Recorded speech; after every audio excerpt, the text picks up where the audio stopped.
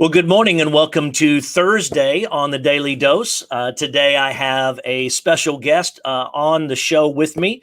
Morgan Little is from the Tarleton Fort Worth BCM, and she is the BCM director there. And so we're going to hear from her what COVID in college is doing together and the ups and downs of how ministry is going on campus and how we as churches can reach out to college and specifically this particular campus. Thank you for being with us. And here's my conversation with Morgan. Well, good morning, and thank you for being with me today. Good morning. Thanks for having me. So introduce yourself. I know we've met a couple of times, but there may still be a whole host of people that don't know who you are. And so kind of tell us a little bit about yourself and just what you do and who you are a little bit. Yeah. So my name is Morgan Little, and I am the Baptist Student Ministry Director at Tarleton Fort Worth. I have been working for Texas Baptist. This will be my 5th year in BSM work. And so I started at Tarleton's main campus in Stephenville. And then eventually made my way here when Tarleton opened their new building. And so I love college students. I love college ministry. It was really influential in my life. And the Lord used BSM just as a catalyst in my relationship with the Lord. So it's an honor to get to be a part of that work that he's doing in other college students' lives. I'm also finishing up my master's in mental clinical health counseling at Tarleton. So I'll graduate with that next August, finally. Yes. So mental health and counseling and college ministry, those things seem to be hand in hand. Yes.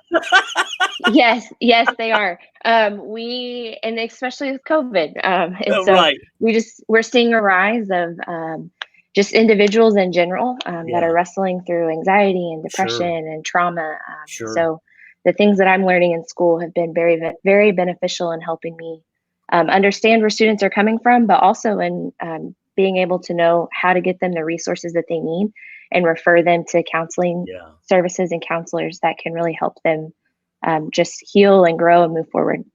COVID has allowed for that particular line of education to be practical right now and not theoretical. Yes, exactly. Yeah. Students are stuck at home. They're stuck at home. A lot of them have had to move home. And so, and online classes are hard. And when you go from a full load of face-to-face classes to all of a sudden overnight, a full load of online classes, stress levels rise.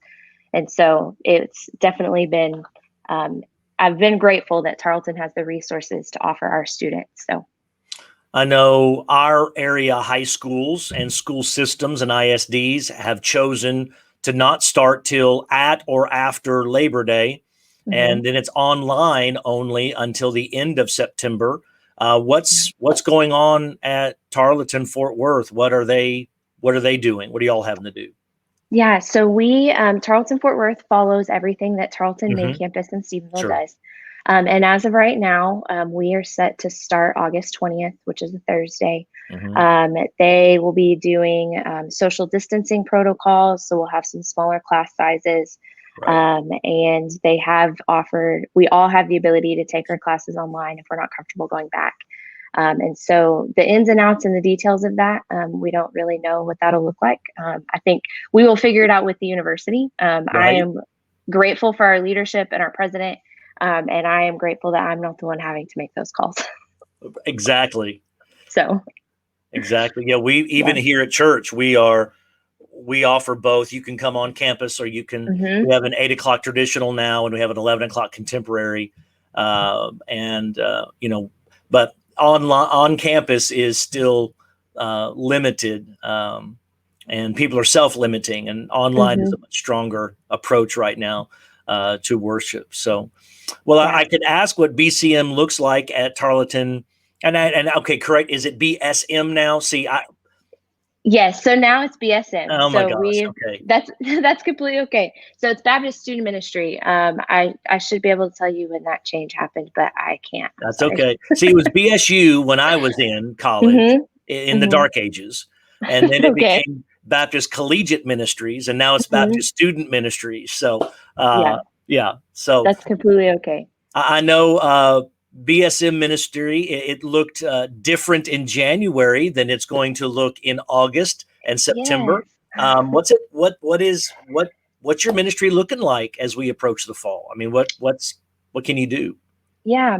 So we're Tarleton Fort Worth is a new campus, and I'm sure if you drive Chisholm Trail, then you probably watched it come up over the last couple of years. Right. But actually, August we just celebrate year 2 of being in the building, and the reason that's important for this conversation is because campus is still trying to figure out what year to year, semester to semester looks like, really. Right. Right. And so we kind of operate on a semester to semester basis with campus. We're one of, I think, 2 or 3 student organizations on campus, and so they're still trying to learn what does working with student organizations look like, Sure. What space do we have for them on campus, and things like that. Sure. And so August is always a question mark. This year's just a bigger question mark. And as we are kind of moving forward, we are starting to ask the question of what does college ministry look like when you're no longer bound by the college campus? Okay. Because normally we find college students on the college campus. But COVID has changed that. And so we're having to ask the question, where are our college students at? We know we have college students because enrollment's still a thing. Sure. That's right. Registration still happens. Exactly. And so it's just figuring out where they are. We also do work at TCC Trinity River, which is Tarrant County College. And we have a BSN there as well. And so we're asking the question, how do we find TCC Trinity River students and how do we find Tarleton Fort Worth students? And one of the things, this is totally going to be an experiment. So we'll see how this goes. I'm actually really excited about it, though. Yeah.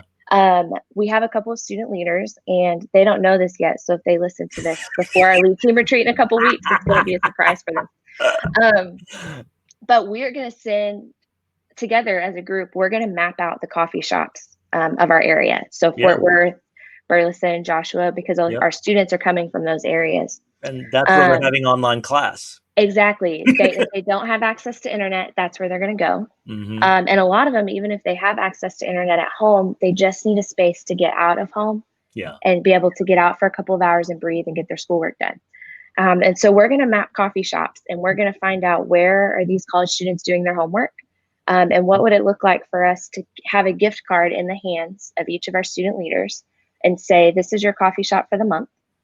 This is where you're going to do your schoolwork and your homework because you can't do it on campus. Right. And here's your gift card. But in order to use this, you have to buy coffee for another college student and you have to bring me the receipt with their name, 3 things you learned about them, and how you're praying for them on the back. That's so that awesome. We can take that and give that to our churches and send it out to our partners and things like that. So I think that's amazing. That's a great, what a interesting way to do that. And creative. Kudos to you. That's an awesome thing to consider. Well, thank you. I'm really excited about it. As I started praying through what this semester looked like, that was just something that kind of came to mind. And I said, okay, Lord, we'll give it a shot. And I mean, one thing that when COVID started around March and we didn't go back after, so we had a spring break. We came back from our spring break mission trip and they said spring break round 2, and then spring break round 2 ended and they said, don't come back. Yeah. And permanent spring break. Exactly. With a couple of exams and papers in there. Yeah. And one thing that I was just really, I think, excited about was COVID gave us an opportunity across the board to try new things and not have to worry about failure because nobody knew what was going to happen. Right. And so we all got to be creative. And I think at least for me, I don't want to speak for everybody, but for me, sometimes I'm hesitant to try new things because I'm scared it's going to fail. And what's that going to look like? Sure. But we were all on level playing fields and no one knew what was going to work. They still don't. And so, exactly. And so try it, see what happens. Yeah. Throw spaghetti at the wall and see what sticks, where it's like, I don't really if this fails, it's okay because everyone's trying things that are failing every day. Yeah. And so it just kind of gave us this freedom to say, well, we'll try it. so it's been kind of fun. Absolutely. So you're going to give your associates a gift card and say, you're here for a month at this coffee shop with these students. $100 on that gift card. I mean, what do you, if I had somebody that wanted to help support that, what amount are you having to put on a gift card to cover them for that time frame? So because we don't really know what this looks like, I'm thinking that we'll probably start with just $20 gift cards. Okay. Because what that does is it gives our students the freedom if they are, if they set up at a coffee shop for, a couple of weeks and they get to know some people and realize like, man, I've only really seen like 2 college students here. I think it's time to move. Yeah. We've got a little bit of flexibility with that. Right. And so we're not, Unless the gift card is at one of those institutions that have several branches. Yeah, exactly. And so I'm thinking we'll probably just start with $20 gift cards. That'll give us the ability to say, okay, I've got 2 $20 gift cards to this coffee shop, and we'll wait. I think we're going to ask our students to map those coffee shops first. Right. Once school starts in August, and then hopefully that first couple weeks of school starts for us the end of August. So hopefully the first couple weeks of September, we'll be able to come back and say, these are the coffee shops we're seeing college students at. If you wanted to give a $20 gift card for this coffee shop, or another way you could do that is give online and specify that as coffee shop gift cards. Sure. And then that gives us the freedom to be able to buy those from wherever we need to. And as we buy those, we will send you copies of the receipts. Wow. And so that's something that I'm like really, as we have the information of the students on the back, prayer is so vital to anything that we do as believers. Absolutely. And seeing how just God moves through prayer. And so financial support is really important, but like nothing happens without prayer. And so we can have people give to our ministry and give to our staff support, give to gift cards. But if we don't have people praying for us, like what are we doing with those finances? Right. And so being able to say, hey, your church or you as an individual gave this money for a gift card. Here is the name of somebody that our student met because of your giving. Here's how you can be praying for them along with our students. Wow. And we'll put a link to that to you or your email in the show notes later on. So that'd be great. That way people can connect with you. However, you just send me that link and I'll get it in the show notes of how you would like them to reach out to you. Yeah. Should anybody want to do that. So cool. That's great. We're excited about it. I am. We'll see if our students are. I'm sure they'll be thrilled. Well, you're letting them have so. free coffee, so exactly. How bad can it be, really? I mean, they're extroverts that I'm fixing to give free coffee to and turn loose in a coffee shop. They'll be thrilled. I mean, my son would hate it because he doesn't drink coffee, but but other than that, he'd be the kind that would let's see who's at Quick Trip so I can get a Diet Dr. Pepper and we'll go from there. So hey, if there's free Wi-Fi there, you'd be surprised. There's no telling where they're going. Where there's a seat and Wi-Fi, there are college kids on that available. Is very accurate. So something every church is asking these days, as you I'm sure are well aware. COVID has created opportunities to do things that we've never done before. At the same time, it seems, and at least with high school students, I don't know how it is with college students, there's a Zoom fatigue that is setting in, that they're forced to do Zoom or Meet or whatever for school, but they don't want to do it for spiritual development and for social. In that way. Now they may be on their phones and doing Insta and TikTok and all kinds of things and getting out there, but the connections types of things, we're struggling with the online opportunity. Do you find that in college students as well? Yeah, I had a couple. So we have our, this is just an example. We have our student leadership team retreat, our first one. We have our first ever student leaders. And so we have 3. We have our lead team retreat with them the second weekend in August. And when everything kind of started spiking back up, they all very respectfully said, we want to do this and we're excited, but if we have to do lead team retreat virtually, we won't come. And some of that was just in like raw emotion. And so we were able to kind of talk through that. But that's where they're at. They're showing up for Zoom classes. They're doing Sunday school classes online. They're doing, for a long time, we were doing discipleship online. And they're just over it. And so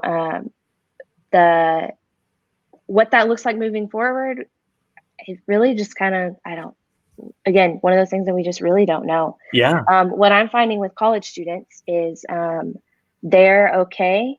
Like they're like, we realize that we don't really know what this is, but we're willing to wear masks. We're willing to social distance. We're willing to meet outside. Our families are comfortable with this. Most of my college students are working in environments where they're far more exposed to the Sure. potential of COVID than if they were to come sit in my apartment with me for a one-on-one. Okay. And so our students are saying, we'll do whatever you ask us to, just please let us gather in person. Right. Within the confines, obviously, of Sure. the state. We'll sit and the 20 county. feet apart and scream, but at least we're in the same space. Exactly. Yeah. And so we have done some ice cream outings where we just take, a couple of students, there's never more than 10 of us. And we go get ice cream so we can sit like far apart. We have some game nights occasionally. But something that is just so important, whether it's one-on-one relationships were important before, but young people didn't want them. I don't know if y'all saw that, but young people were like, no, I'm fine. Like everything's on social media, right? Yeah. Everything's online. Now they flipped. Yeah, they're over it. They're done. They're like, okay, this wasn't all it was cracked up to be. And one, realizing that some of those young people, whether they be junior high schoolers, or even young college students, they've never known relationships without some kind of screen attached to them. Right. And now they're tired of it. And now they're tired of it. And so they're tired of it and they want something different, but they may not know how. Right. No, yeah, because we don't know how to socially interact anymore. Yeah. And so I think one thing is remembering, like they're not being rude, or they're not being, antisocial. Like they may really not know what to do with the fact that me, an older individual, thought about them and called them on the phone, or sent them, a video chat that said, hey, I was just thinking about you today. Right. Like, I've got a couple minutes. Like we both have to go. I've got to go to the grocery store. Why don't you come with me? Or, my family's ordering takeout. If I order you a plate, will you come sit in the front yard with us and eat with us? Yeah. And it's not that they don't want that. They just may not know what to do with that, because that's totally They've never had to do new to that them. before. Exactly. And so just being patient and realizing like, okay, yeah, like maybe it's not, a couple of times and they've said, no, maybe I just need to be persistent. Or even say like, maybe coming over for dinner is way too much for the first round. Well, let's go walk around the grocery store with me, if you're going to the grocery store. Sure. Or when am I not going to the grocery store? I mean, it's right. Online orders are wonderful, but let's be real. Even at this point, I'm like, I'll go to the grocery store to get me out of the house. I can't get my steps in ordering it off of Amazon. Exactly. And so I think, and that's something I forget sometimes too, is younger generations, they want interaction. They may just not know what that looks like in person, and in like a real intimate conversation with someone in person. And so just being patient with them and understanding, finding that balance of like, I'm going to be patient with you and I want to build a relationship with you, but I'm also not going to talk down to you because you don't know what you're doing. Right. Which we don't mean to do. Sure. But as a human, sometimes I catch myself and I'm like, oh, you need to treat them. You need to dial that down a little bit. Yeah. And so I don't know if that made sense or if that was helpful, but that's just something that. Well, it's such an interesting moment that we're in, because for the last decade, all we've heard is digital. Yeah. Kids are on their phones. They only want to be on their phones. They don't want to come on campus. They want to do it online. This is the future. Now that we have it as a required reality right now, they're like, okay, now I'm tired of that. Yeah. And I don't know if that's the post-pubescent, moment of this is just, the 18 to 24-year-old that is slightly ADD and, okay, I've had my fill of this. Now let's move over here moment. Or if it really is the God-wired human connecting that's finally coming back up. And they're like, okay, I didn't even know I needed that, but I really do. Yeah. Yeah, I think there's both of those things, because we know that God created us to be individuals that need interaction, right? We need community. Right. And so that is very much, I think, the core underlying thing that we're going to see. And then I think on top of that, it's these guys are young. Like when we're young, we have short attention spans. That's just everybody, We don't know how to focus yet. Yeah, we're still learning. Squirrel. Exactly. And they've just been put into a classroom where like online learn or face-to-face learning and lectures, they're not ideal, but at least I can interact. And I have a weekly night class that's on Zoom. And my classmates and I were close. We've been going to school together for the last 3 years because it's a cohort model. But even being on Zoom, it was like, it's tough. Yeah, it's just class is different. Yeah. And I think something that's important to remember in all of this is students, whether that be youth or college students, don't want to do one more mandatory thing. Right. Because online demands are your class is either you are going to skate through and they don't want anything from you but a login once a week, or they are intense and their workload just doubled, whether that be high school or college. Right. And so one more mandatory thing is really draining for them. And so something I find myself asking is, what does it look like to give our students space to still have deep, intimate conversations with them, but there's not a lot of pressure for them to show up and have to be prepared for one more thing. Right. I can talk to them about, I can have deep, meaningful spiritual conversations with them based on what they are experiencing at school. And it doesn't require them to show up with a study book read. It doesn't require them to show up, okay, I'm ready, let's sit down and do this again. But it's like, let's talk about, what is God teaching you in the moment? Yeah. Tell me about your life. Tell me about your day. Yes, we want to talk about what God's doing. We want to talk about who God is, but let's figure out how we apply that in your day to day so that this is a relationship and it's something tangible. It's not just one more thing that we're studying. Right. And the number of people that are really excited for one-on-one conversations, even though they may not necessarily know what that looks like, they're like, yeah, somebody wants to talk to me. Like, they're willing. Person? Yeah, exactly. And so I think somebody told me, I can't remember if I heard this in church or a podcast or where, that they said the church has been stripped of their ability to do large events, which is where we bring people so that they can hear the gospel. And we see how that works, and we see how God changes lives through those things. But that ability has been taken right out from underneath us. Yeah. And so we're having to ask the question, and in some ways learn, what does it look like for this to be really one-on-one? And what does it look like for us as a ministry, a BSM, to say, success isn't that we fed 50 people at our free lunch. Success is that we knew the name of every student that decided to take face-to-face classes and walked through the building today. Yeah. Because it's that intentional, it's that relational. I can't bring them to hear the gospel, so I have to get to know them, so take it to them. Right. So how can we as the church be relevant and effective in reaching this campus? Yeah. So a fun fact about this campus, most people think of college students as 18 to 24. This campus is college students of like 20, their age ranges from like 20 to 60. Yeah. And it is a very spread. Exactly. It's a commuter campus. A lot of our students are working on their second career, or maybe they've come back to finish their degree after their kids have grown up. In our first semester, I had 3 parents that were coming to BSM events, and all of them had kids involved in a BSM on another campus in the state. Wow. And so we're a really unique campus. And so my typical response would be, because sometimes we don't know what to do with 18 to 24-year-olds. And we can be kind of scared of them because it's like, I don't know how to relate to them. I don't speak their language. We have nothing in common. So normally I'd say, don't be scared of them, just love them.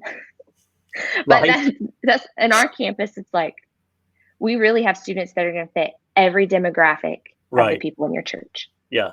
And a lot of them have families they're looking to plug in to church if they want to get plugged into church. Sure. Some of them are just young kids trying to make it on their own for the first time. So we just have a really wide demographic. But I think in order for the church to be relevant and to help us reach our campus, it requires relationships. And so Yes. something I'm learning more and more about students is I can invite them to church all day, but they are not going to step foot through a church door if they don't have a relationship with me or the person inviting them. So I meet the same students every week on campus, and I can invite them to a Bible study or to church, but they're not going to come because they don't trust Christians and they don't trust church and they don't trust me. And so one thing that we normally do in a normal semester is we feed lunch on campus. And that's something we're working with the campus to be able to offer. It'll just have to look way different. Okay. But we ask churches to come in and help partner with those because it gets you on campus and gets you face-to-face time with students. But in that, we really ask, what does it look like for you to meet a couple of students and that be the student that you pray for in between each time you come and serve lunch? And every time you come and serve lunch, you are building a relationship with them to a point where you can invite them to coffee at some point, or you can invite them to dinner or to the grocery store, or when something goes wrong with their family and they need dinner, you can provide dinner for them. Because it's when our students are either Christians, they're like, if you think in thresholds, kind of like a target, our students either identify as Christians in the center. Right. Sometimes they understand the gospel, sometimes they don't. Or they're way out here on the outer rim and they don't trust Christians. Yeah. It's rare that we find students at this point that are in the in-betweens. Like it's extremes. Curious. Yeah. So like people typically start as I don't trust Christians. They move into the space of I can trust you. I'm curious about why you're different. And then they may become open. They start to become open to change. Well, this is maybe this isn't right in my life. Maybe I should change this. And then they begin to say, oh, I need to change this because Jesus. Yeah. This is who Jesus is. I'm seeking Jesus. I want to know Jesus. And then we see them enter into the kingdom. And so we're seeing students. That's a book called I Once Was Lost. It's really great if anybody is looking for a book. But we're seeing students that either are seeking and are in the kingdom right there in that threshold, or they are way out here and not even trusting. And you can't expect most of them are way out here and don't trust. And so for our churches, really just encouraging them, whenever we can get you in front of students, what does it look like for you to come be a part of that and build a relationship with them? Right. And so that they come to know the Lord. And as they come to know the Lord, you bring them in to your community and your church family, and you teach them what that looks like. So, and that process from I don't trust Christians to I trust Christ is a long, arduous journey. Yeah, it is. It's not a quick fix. It takes a long time and deep relationships. And that's what we as a church have struggled with over the years. Yeah. Yeah. And one thing COVID did was it slowed everybody down. And so we don't have these, when I say as a ministry, and I think as the church and as a society, we don't have deep, meaningful relationships because we don't have time. Right. Because I'm coming home from work. I am going for me, I don't have a family. I don't have kids, but I come home from work. I go to this church thing that I'm volunteering at, or I go to this dinner with this friend that I have set up. And I had some friends that would say, you're all they'd ask, hey, you want to hang out? And I'd be like, yeah, but I don't have a night free for the next 3 weeks. And there's a moment when I had some friends say, you're always busy. Do you ever just have time? And they're COVID was oh, I was always I kept my calendar full. Right. Well, you don't want to be alone at home. So let me be out doing something else. Yeah. And so it's but that stripped me of so many opportunities to have the freedom to say, yeah, I'm free. Let's go. Yeah, let's go do this. Yes. Let me encourage you and invest in you, or let you invest in me. And we just, as a society, we do that. We keep our calendars full because we're afraid of sitting still and resting. And because we don't know how to do that.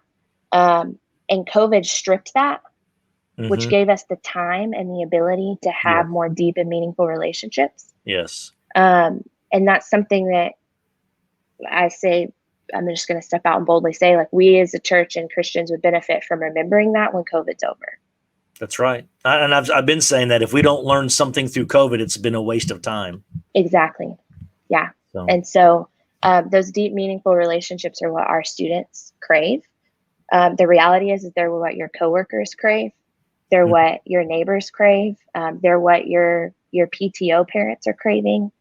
And so whether it's college students or whether it's your kids' PTO meetings or neighborhood barbecues, whenever those can start back up, what does it look like to say, sports families that you're sitting with 3 or 4 times a week at all these sports events? Yeah. What does it look like to say, this is where I'm going to invest my intentional relationships, and just see how the Lord can move in that? That is so good. Such a great reminder. Morgan, thank you for taking the time and sharing with us and being with us on this day. So thanks for having me. I again thank you, and we'll put your contact email into the notes for later, and I'll try to put a link to I Once Was Lost so they can get that and read it. Hey, have you read Nona Jones's book, Digital Discipleship? I have not. She's the community and faith leader for Facebook. Okay. She and her husband also pastor a church in Florida. And digital disciple. She wrote the book on digital discipleship, and then Facebook called her and said, "Now we want you to do that." So okay. So it might be of interest to you. I've heard her interviewed by a couple different times, and it's always fascinating to hear her. And I haven't read the book either, but I'm intrigued to get it and read it. But from everything I heard an interview about the book that she was sharing, and very, very intriguing, the data and the research and the practical aspects. So what was her name? Nona Jones. Nona Jones. Digital discipleship. Yes. Something like that. Those 2 words are in the title somehow. Okay. Google will find it. You know. Yeah, Google will find anything. Google always knows what I'm trying to say. I don't know if that's scary or not, but even if I don't know what I'm looking for, apparently Google does. So, exactly. And will put it in my shopping cart for me. So, that. Yep. Yay, digital age. That's right. That's right. Hey, you have a great day. Thanks for coming by. Thank you, sir. Well, that was Morgan Little. Be praying for her and ministry as it's starting here in just a few weeks. You guys have a great day, and we will see you this weekend.